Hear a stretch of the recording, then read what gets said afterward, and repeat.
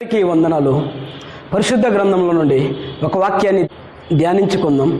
యెషయా గ్రంథము 45వ అధ్యాయము 22వ వచనాన్ని చదువుకుందాం.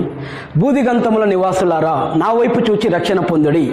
అనగా భూమి మీద నివాసం చేస్తున్న వారందరిని చూచి చెప్పుచున్న మాటలు.